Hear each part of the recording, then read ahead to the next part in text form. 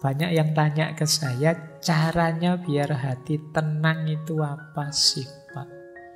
Dalam penderitaan. Ini saya ambilkan langsung dari beberapa ayat ya. Segalau apapun dirimu, coba kamu rujuk ayat-ayat ini. Mungkin kamu bisa lebih tenang. Yang pertama surat Al-Insyirah. Ayat 5 sampai ayat 6. Yang bunyinya adalah fa inna ma'al usri yusra, inna ma'al usri yusra. Maka sesungguhnya bersama kesulitan itu ada kemudahan. Sesungguhnya bersama kesulitan ada kemudahan. Sesulit apapun hidupmu, sepahit apapun pengalamanmu, tidak usah khawatir. Pasti ada kemudahan. Bahkan ada penafsir, ada mufasir yang mengartikan setiap ada satu kesulitan, Allah akan memberikan dua kemudahan. Ini kan diulang dua kali. Fa inna ma'al usri yusra, inna ma'al usri yusra. Jadi yang pertama, kamu ingat-ingat ini. Allah sendiri yang menjanjikan. Sesungguhnya bersama kesulitan ada kemudahan. Maka jangan putus asa. Pasti ada jalannya. Pasti ada kemudahan.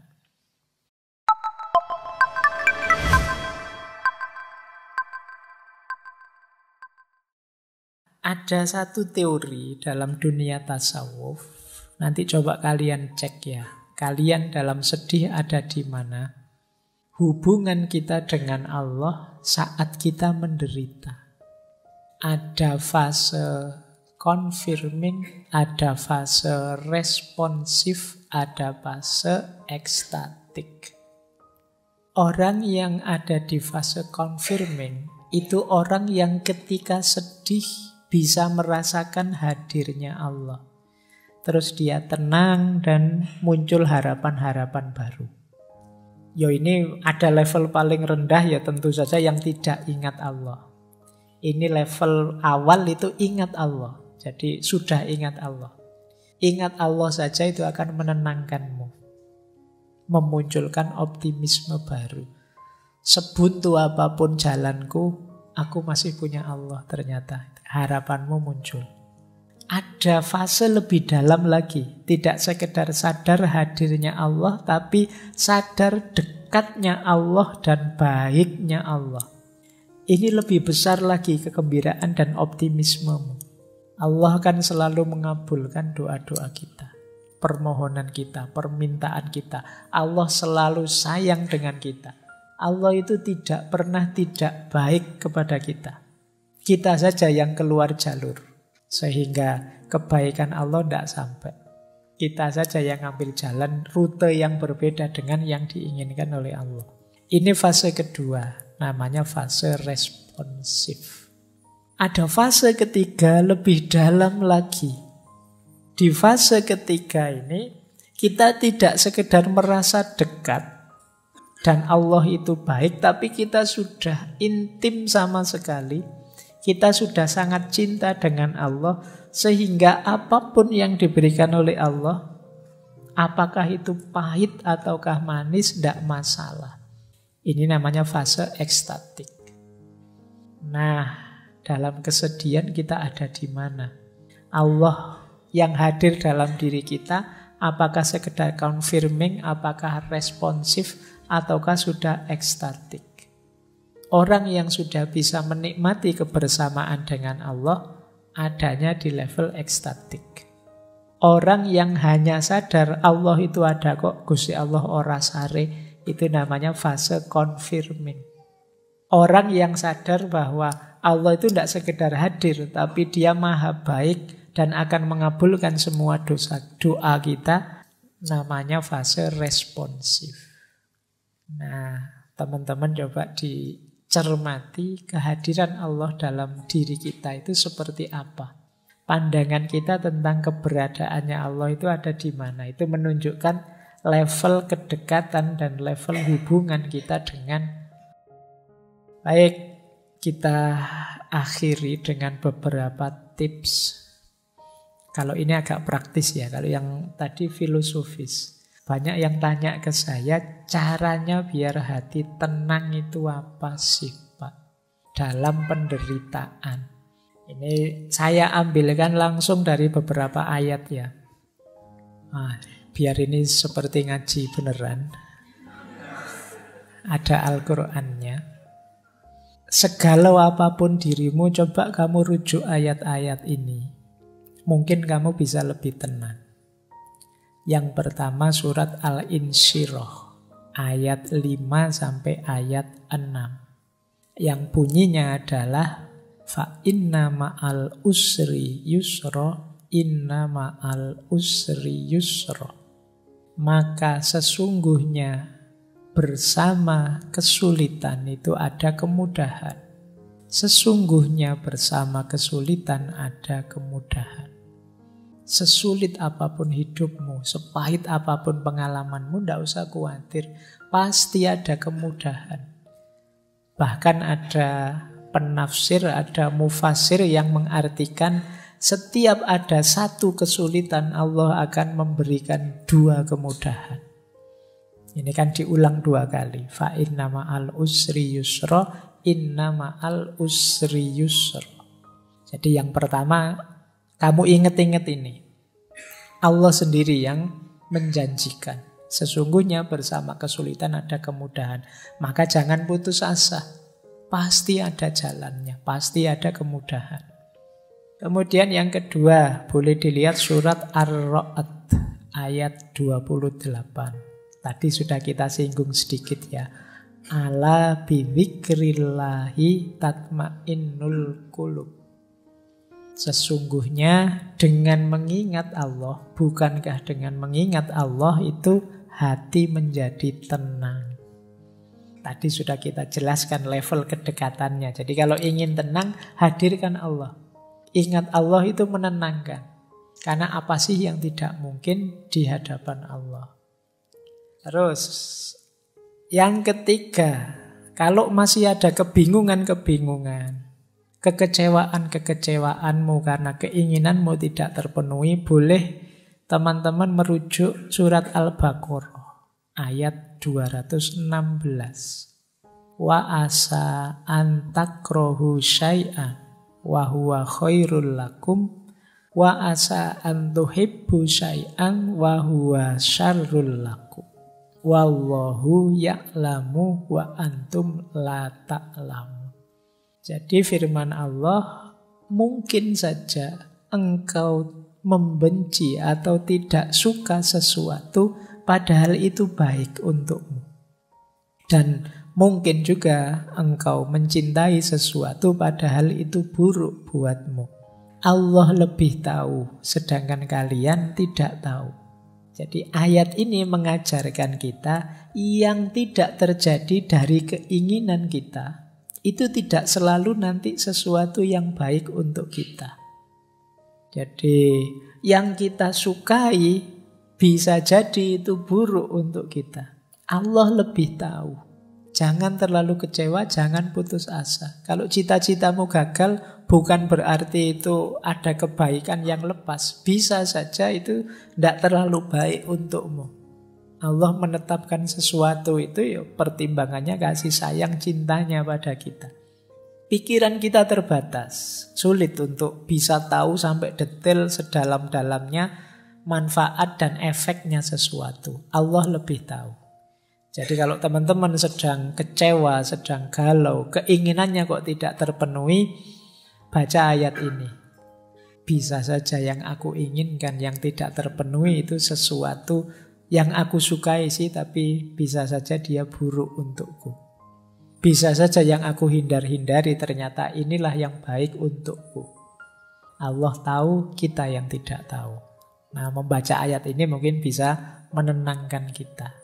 Kalau masih ada galau-galaunya, wa idza sa'alaka ibadi anni fa inni qarib.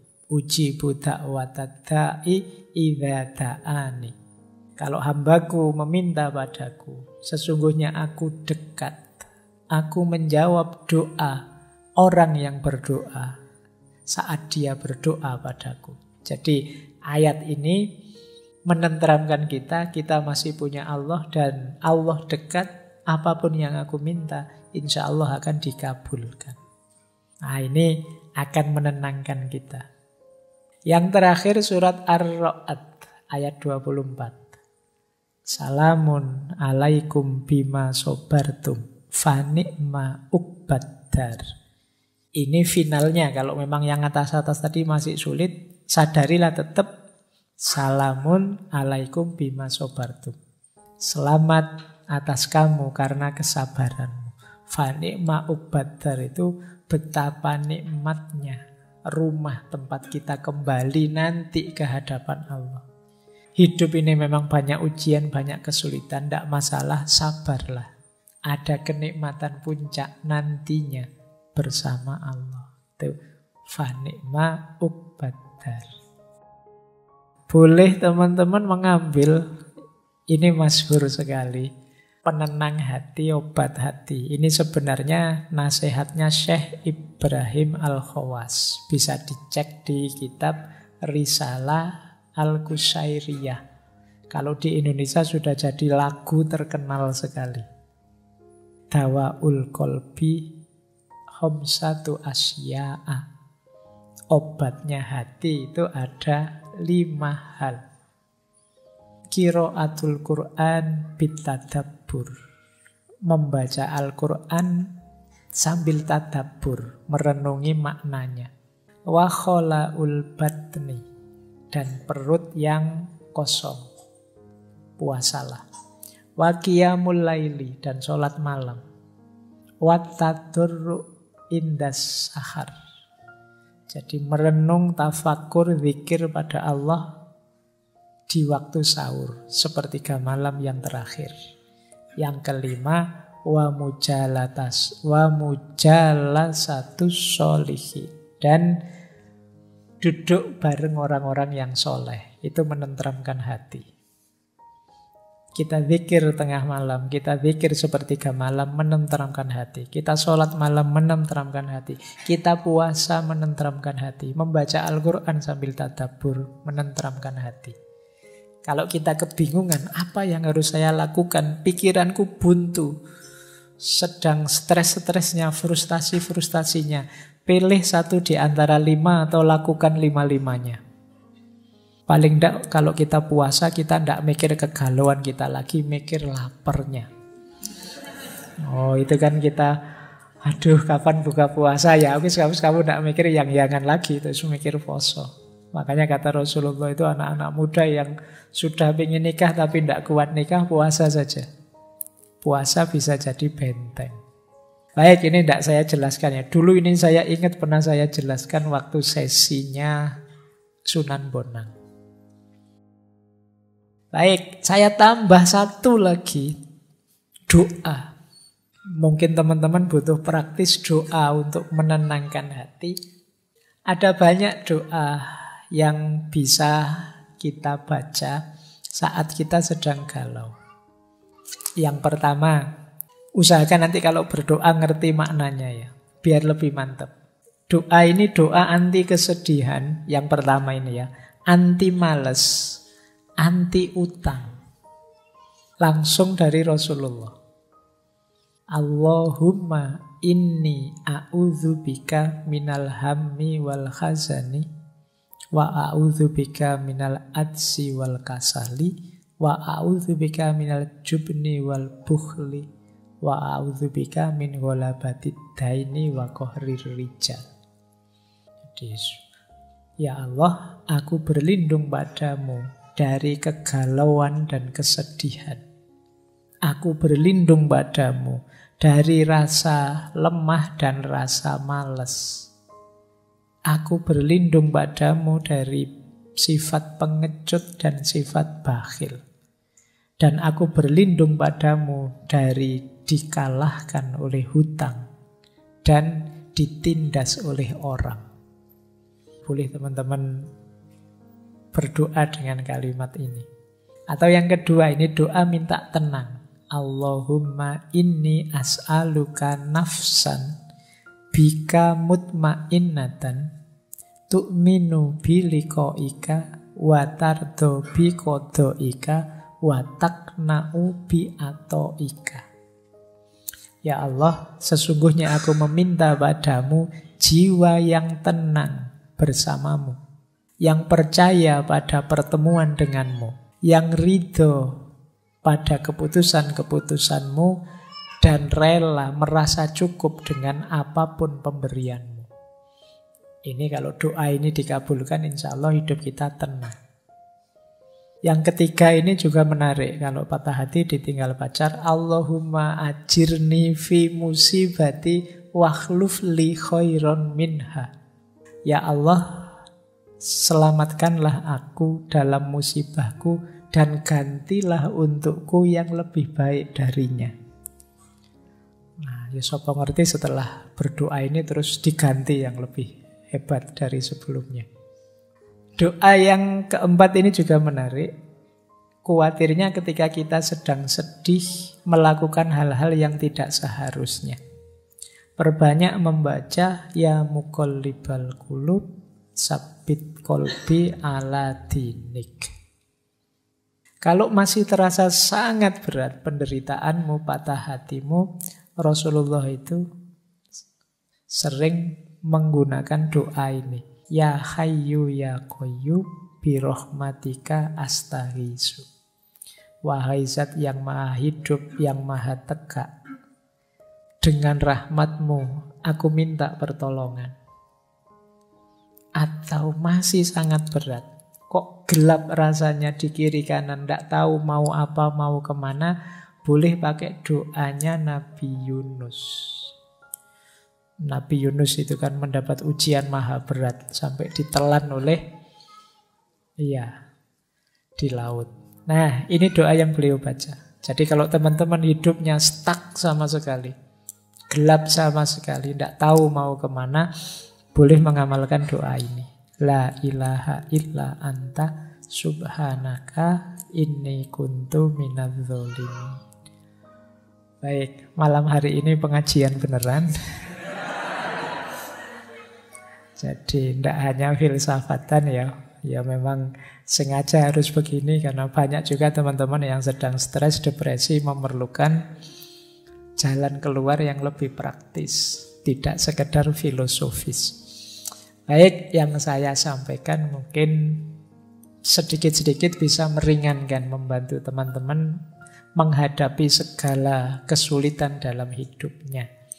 Yang sudah kita awali dari minggu pertama secara psikologis, filosofis, dan malam hari ini secara sufistik. Oke, saya kira itu kajian kita untuk malam hari ini. Saya akhiri sekian, kurang lebihnya mohon maaf. Wallahul muwaffiq, wallahu a'lamu bissawab. Wassalamualaikum warahmatullahi wabarakatuh.